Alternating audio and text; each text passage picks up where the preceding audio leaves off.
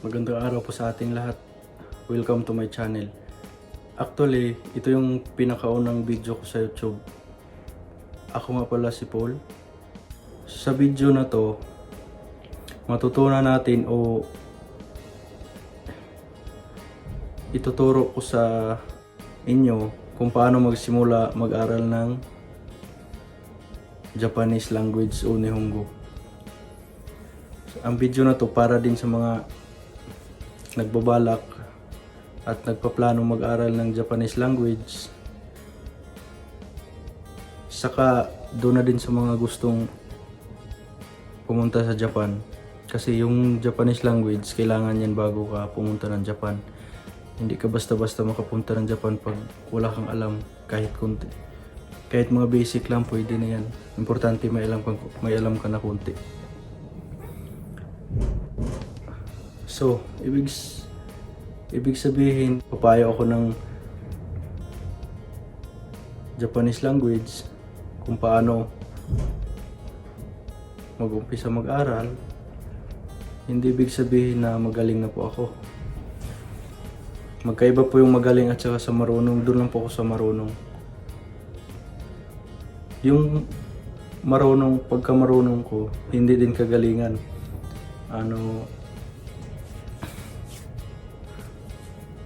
Makaintindi lang ng konti, makapagsalita ng konti. Kaya makipag-usap na sa mga Hapon, ganun lang. Ito yung gusto kong i-share sa mga taong gusto mag-aral ng Japanese language.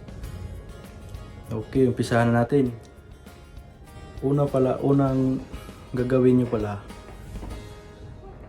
kailangan nyo munang i-memorize ang hiragana at saka katakana. Yung katakana at saka hiragana, bali yan yung kumbaga alphabet sa Japanese language, alphabet. Kailangan mo muna i-memorize yan. Sulat nyo, sulat, basa, para pagdating sa magbasa na kayo, pag memorize na nyo yan, pag magbasa na kayo ng Japanese language, Japanese words, di na kayo mahirapan. At saka kaya nyo na magsulat. Tatlong klase pala yan. Katakana, hiragana, at saka may kanji. Yung kanji, huwag nyo munang, sa mga beginner dyan, huwag nyo munang isipin yan. Kasi medyo komplikado na yan. Yan munang katakana at saka hiragana, isulat nyo. Araw-araw kayo magsulat. Kasi yan yung importante bago kayo makapagbasa. Kasi kung di nyo alam yan, mahirapan kayo magbasa. Tapos, yun nga, ako kasi dati, talagang dun sa pinag-aralan ko, talagang batak ako dun sa sa Nihongo. Umpisa yan yung umpisa. Buong maghapon yan lang yung ginagawa. Sulat ng katakana, hiragana, kailangan mong i-memorize yan. Kailangan mong isulat yan. 1 minuto, hiragana at sa katakana, masulat mo yan lahat. 1 minuto lang. Pag yan, masulat mo na yan. Believe na ako sa'yo. Kaya mo na yan. Tapos, yun nga. Sa mga Japanese school kasi, yun yung pinaka-basic na tinuturo. Sa first 1 week of schooling, yan yung pinakauna ituturo sa inyo, ipasulat sa inyo. Tapos isabay na rin yung mga greetings, kumbaga aisats, isabay na din yon. Mga basic lang na aisats, mga greetings. Yung aisats pala, yan yung greetings. Aisats sa Nihongo. Yun nga. Pero magdepende din naman sa school, kasi pag doon kayo mapunta sa school na medyo stricto, mataas yung standard nila sa Japanese, talagang batak na batak kayo niyan. Yung hindi kayo mag-proceed sa next lesson pag hindi nyo ma-memorize yan, kahit 1 buwan pa kayo niyan. Yung katakana at saka hiragana, bago kayo mag-proceed sa next lesson, kailangan nyo muna talaga i-memorize yan. Pero yung ibang school din, yung mga katamtaman lang yung standard nila, hindi na kinakailangan yan. Pag kumbaga makapagsalita ka lang ng mga basic na mga salita, okay na yan. Pero yun nga, pag kung yan lang yung makaya mo, hindi ka marunong magsulat ng katakana hiragana, hindi mo memorize, talagang mahirapan ka pagdating mo sa Japan. Kasi sa Japan, yan na yung basic nila, katakana at saka hiragana. At saka ito Romaji. Yung Romaji, meron yung Romaji, wag nyong sanayin yung sarili nyo na magsulat ng Romaji. Bali letters yan sa sa alphabet. Kumbaga, yang ka. Yung pagsulat kasi ng hiragana at katakana yan, isang letter lang yan. Pag sa Romaji yan, naka-alphabet na yan. K at saka A. Ka. Huwag niyong sanayin yung sarili niyo dyan kasi mahirapan kayo niyan. Pag masana yung sarili niyo, mahirapan kayo pagdating sa writing. Yun yung pinaka una talaga na kailangan yung gagawin sa mga nag-aaral. Kaka-umpisa lang mag-aaral ng Japanese language. Yan yung pinakaunang gagawin nyo. Katakana at saka hiragana. Once na masulat nyo na yan, within 1 minute, masulat nyo na yan. Believe na ko sa'yo. Talagang may kakayahan ka na yan. Yung kanji, wag nyo munang isipin yan kung kakaumpisan nyo lang mag-aral. Kasi kahit dito nyo na lang, kahit sa Japan nyo na lang pag-aralan yan kasi komplikado kasi ang kanji. Ginagamit lang naman yun nila. Kaya nga nagkaroon ng kanji, gawa ng yung mga words kasi, meron kasi mga words na magkapareho yung words, pero ang meaning magkaiba. So, ibig sabihin, pag kanji na yung isulat, kahit magkaparehas pa ng words yan, tapos kanji yung nakasulat, yung kanji na yan na yung ibig sabihin niya. Kasi pag katakana lang, hiragana lang yung isulat mo,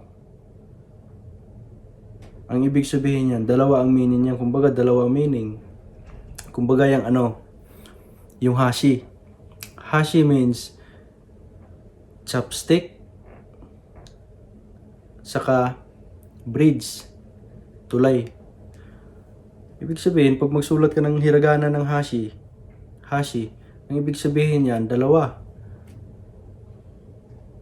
Bridge at saka chopstick. So, kailangan ng kanji.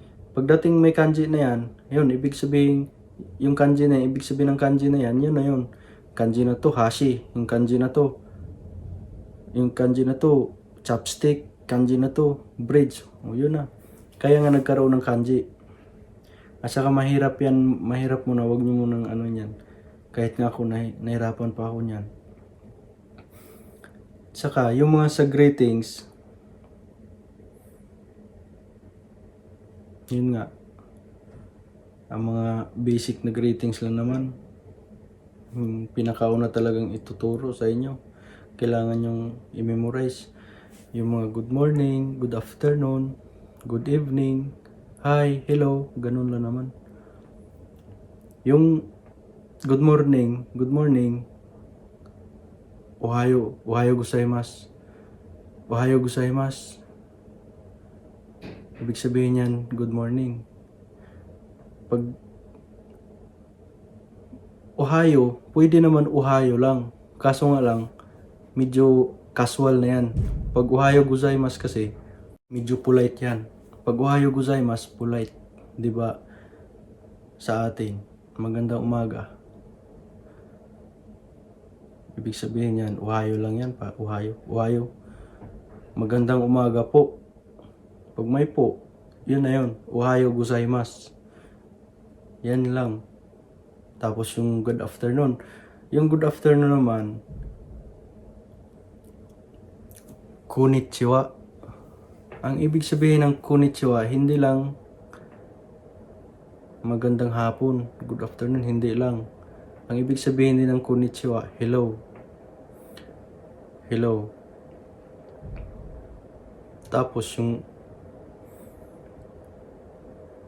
magandang gabi, good evening, konbanwa, konbanwa. Yan lang, isa lang meaning yan. Ibig sabihin yan, pagdating sa konbanwa, good evening.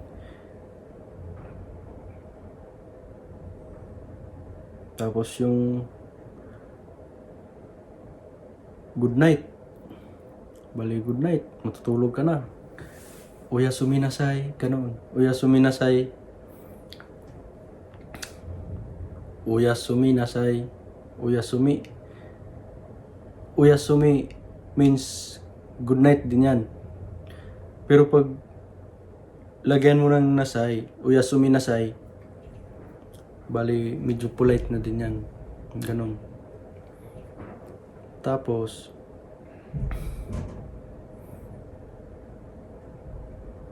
sa sunod ko pala nga, sa sunod ko na video, gagawin ko yung mga basic na words. Mga aisats, mga greetings. Panoorin nyo lang yung video ko. Kasi umpisa natin yan. Kasi marami kasi sa atin na yung mga umaasa lang sa sa internet, sa YouTube, umaasa lang, manood lang. Ito, sana makatulong to sa inyo yung video na to. Although ito naman talaga yung ituturo nyo sa school. Siyempre, pagdating sa mag-aral kayo, talagang focus kayo niyan. Ilang oras? Lagay natin half day, 4 hours. Focus ka din sa Nihongo. Siyempre, masakit sa ulo yan. Masakit sa ulo yan pag i-focus mo yan. Kaya habang nag-aaral ka, enjoy mo lang. Hindi mo na kailangan pahirapan sarili mo, enjoy mo lang. Kung pagod na yung nakaramdam ng pagod yung utak mo, pahinga mo konti. Kasi ako dati, sa pinag-aralan ko, alam kong kilalang kilala tong paaralan na to, yung PhilNippon, yung Philippine Nippon Technical College. Nasa ano po to? Sa Calamba, Laguna. Nandun po to yung school na to. Hanggang ngayon, nandun pa rin. Doon mataas ang standard sa Japanese doon.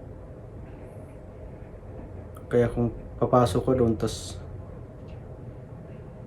kailangan lakasan mo yung loob mo kasi buong bali 8 hours yan.